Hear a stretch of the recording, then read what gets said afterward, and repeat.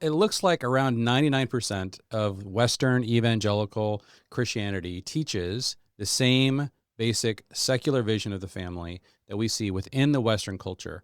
And one of the things we need to really tease out is this a biblical vision for the family? And so I'm always collecting thinkers who seem to have realized there's something terribly wrong about the way we're thinking about family, that it's not biblical, that it's not historical, and it is very unusual even in most places in the world today.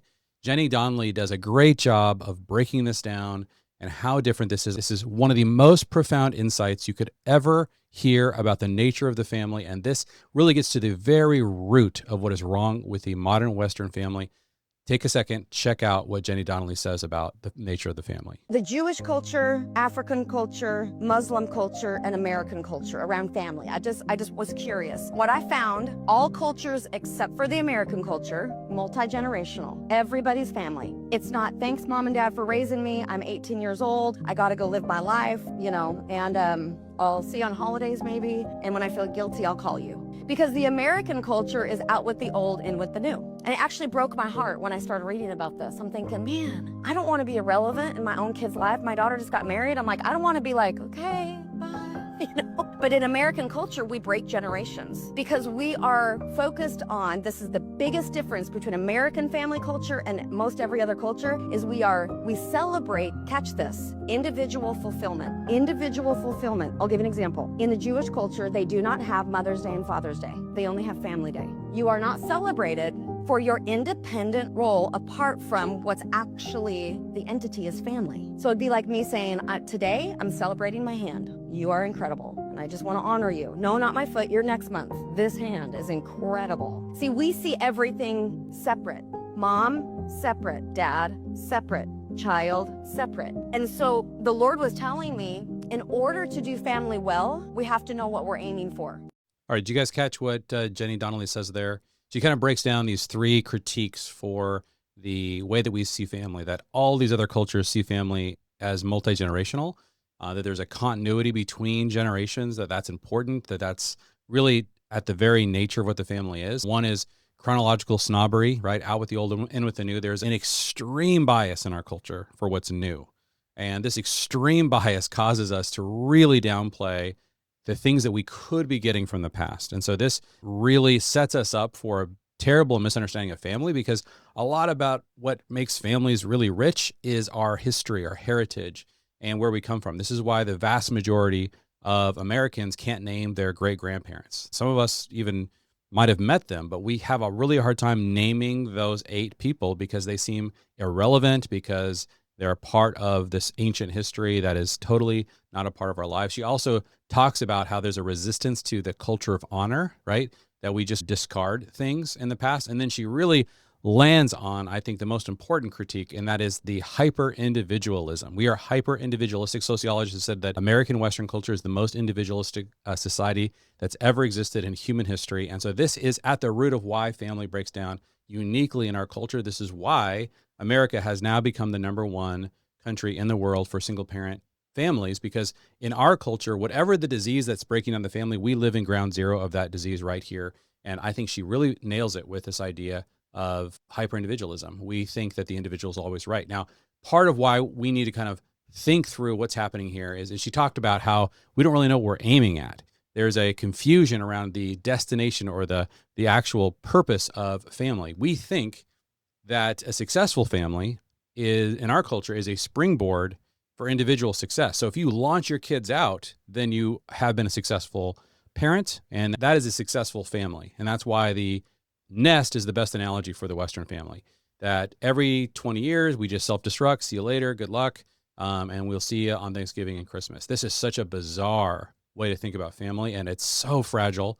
It's going to break down so predictably. And so part of the reason why we know this is wrong isn't just because you look at other times in history and they all would disagree with kind of the modern Western idea of family. And it's not because you look at other cultures around the world today and they also disagree with the way we see family, and they have much, much more stable families.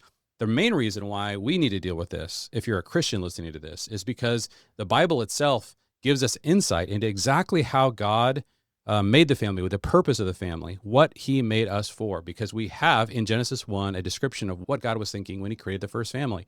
In Genesis 1:28, when he made male and female, gave them his image, he says, he blessed them and says to them, be fruitful, multiply, fill the earth and subdue it, rule over my creation. And that 5-part mission to be fruitful, to multiply, to fill, subdue, and rule, this is the thing that really gets to the essence of how we need to think about family. So we're going to talk a little bit about why this has to be multi-generational. We're going to look at different elements of this 5-part mission and how it clarifies for us a blueprint for how to think about the family. But I think one of the things we have to take a big step back and say, how do you figure out what something really is designed to be? And I think you have to go back to the designer. This reminds me of a story I heard once about 2 people in an art museum, and they were looking at this gorgeous painting, kind of an impressionist painting of a flower. And somebody says, wow, that's a amazingly beautiful rose. And the other person was like, no, that is clearly a carnation. Can you see the way the petals are designed? And they just argue and argue and argue. And both of them are 100% sure that they're right. And all of a sudden, the painter walks in to that room. And guess what? Once the painter walks in, argument over, because he or she will know the truth. They actually know what they were trying to paint. And this is what happens when you debate about family. Now, there should be a debate about the essence of family. Is it designed to be a nest or a team? Is it designed to be one generation or multi-generational? These are really important questions, but I think that part of what we have to do as Christians is understand that the author needs to come, the designer needs to come into the room and tell us the answer to this. Help resolve this for us, please. What kind of family did you want to design? And when you look at that basic way that he talks about the purpose of family, to be fruitful, to multiply, to fill, subdue, and rule, you have to ask yourself a series of questions. Did he, for example, assume that he was designing family to be one generational or multi-generational? Well, he gave the family a mission that only could be accomplished through multiple generations. You can't fill the earth if you're Adam and Eve in one generation. He created an entity that was designed in its essence to accomplish a multi-generational mission. And this is one of the reasons why you see all through the scriptures, every family is multi-generational in essence. Like you see the continuity, the connections between fathers and sons. You see these family lines. You see beautiful stories like in the story of Ruth and Boaz, and it describes their genealogy as it gets to King David, or just why the Old Testament authors spend and spill so much ink over genealogies, because there's an obsession with, we have to know the full story because family is in essence multi-generational. Now, we get incredibly bored and confused when we get to those kinds of passages in the Bible as modern Western Christians, because we're not going, wow, I can't believe in the Bible I can see my entire multi-generational line. What a gift that God gave to Abraham's family to be able to trace their whole lineage in that way. Instead, well, in the West, we've been brainwashed into thinking that there is no better story than the individual story. Like, we are incredibly hyper-individualistic. None of those things really matter. We think that as long as we're celebrating the individual, then that is the essence of a good story. That's the essence of the way that we should think about the world. And anything that would cause us to actually sacrifice for the larger group, for the family, for the team, there's something unhealthy, toxic, and it's lacking proper boundaries. Now, we can experience this on a sports team because inside of a sports team, there is sort of its own set of rules. And so once you join a sports team and you have a coach there who's constantly encouraging you to sacrifice for the team, we can get into a state where we actually start to experience the values of family, the way family was actually designed to be. This beauty that comes when we don't try to constantly fight for what is best for us, but we're actually looking for what's best for the team as a whole.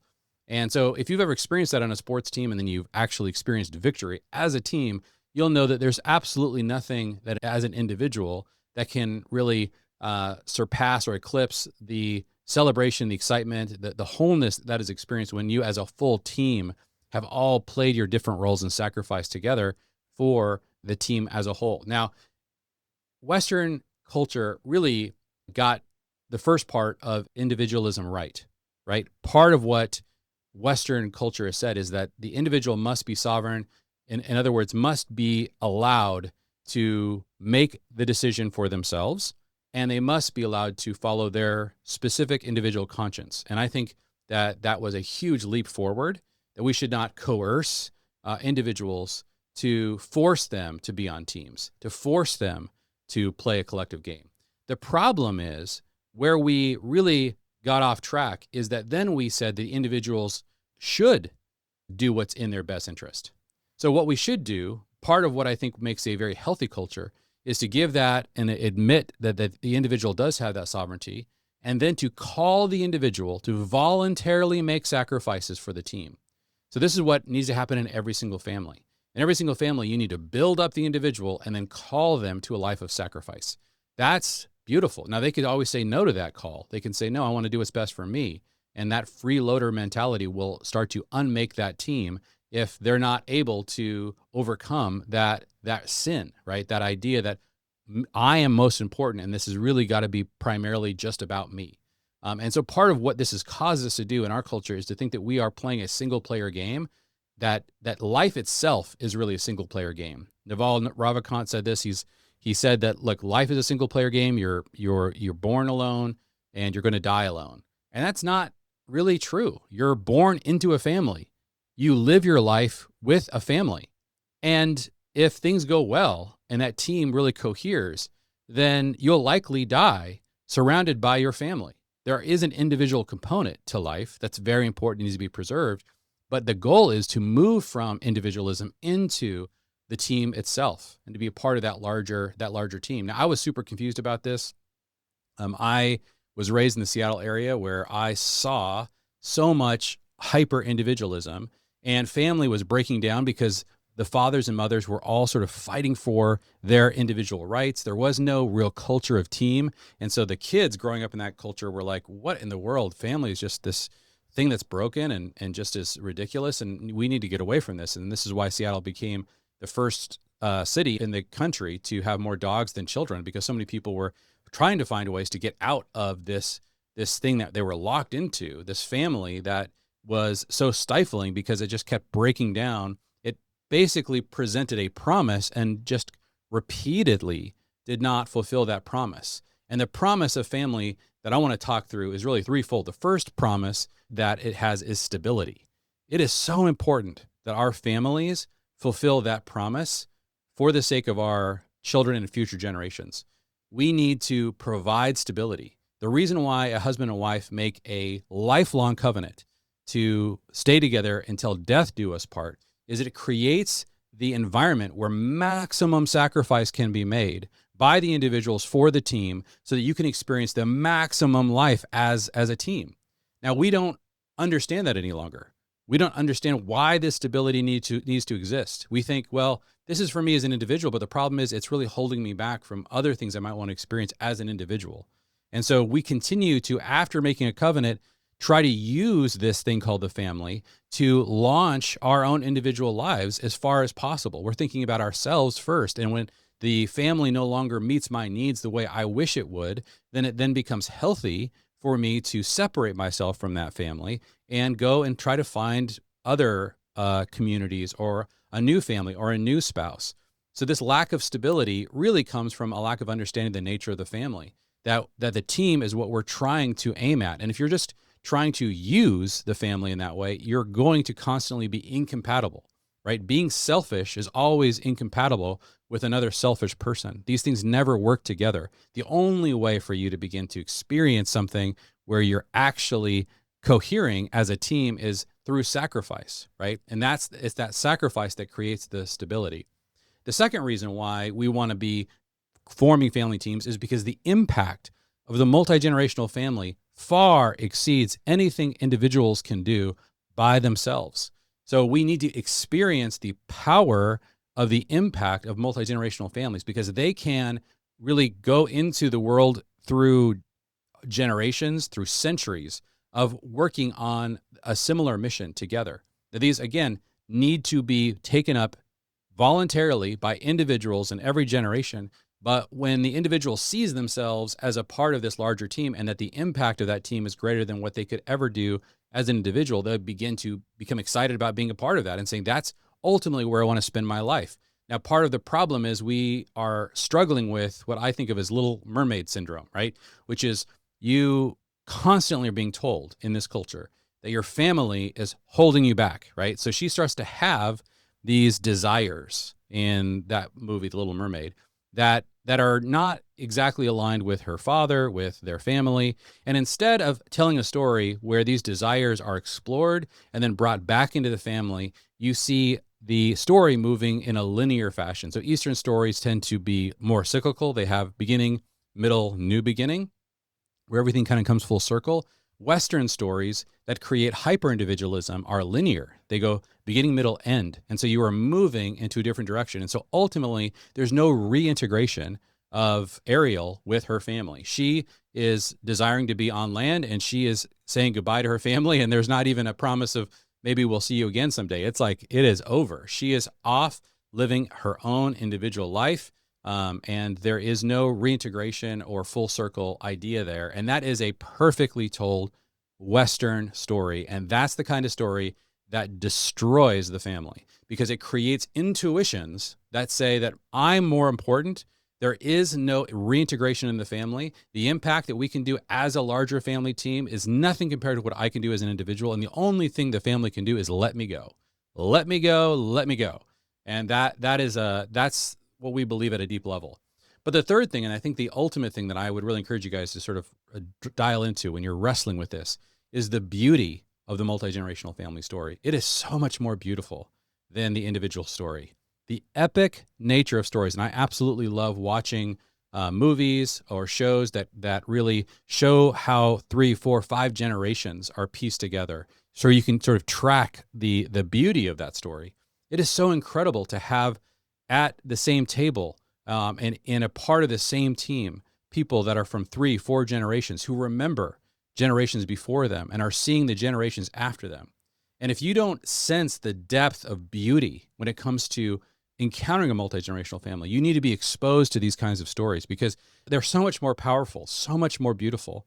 And I think that we really need to begin to tell these stories. And I am seeing more of examples of this, right? There was back in the day a movie like The Godfather that kind of hit the world in a really powerful way because all of a sudden there was this depiction of 3 generations, and you sort of see even in this sort of the brokenness of this crazy crime family, like the connections between the different elements of the family. And so father and son meant something very different than what we think father and son mean in our culture. The way we tend to think about it is a father and a son is something that happens with little children, not with an adult son. And there's something far more beautiful about the connection. And you're seeing so many shows that really highlight the adult children's relationship with parents. And, there's all kinds of complexity there. But oftentimes what you start to sense deep down in your heart and in your soul is there's something more beautiful about these stories. I remember when my grandmother came, my kid's great grandmother, to our Sabbath dinner, and she was spanning 7 generations of our family while she was at our table. Right, she could remember 3 generations that came before her. She was seeing 4 generations of our family, and the sense of meaning at that table when you begin to see these connections between generations is so intense. And I think that part of what will really help restore the idea of multi-generational family to our Western culture has to come from really sensing the beauty. So if you want to go deeper into this, we like to walk people through kind of step by step exactly what it looks like to begin to think about family in this way. So you can go over to familyteams.com/transform. We have just a 5-part little mini course where we like to talk about what are these big epiphanies that really cause people and the tools that go with them to begin to transition the way they think about family, because we have so much muscle memory around these Western idea of kind of the one generation nest idea of family. So go over to familyteams.com/transform if you want to go deeper into that. And then we're going to keep going further into the ideas both in the Bible and in the culture, in sociology, to help us understand how to recover a much healthier understanding of what a family really is.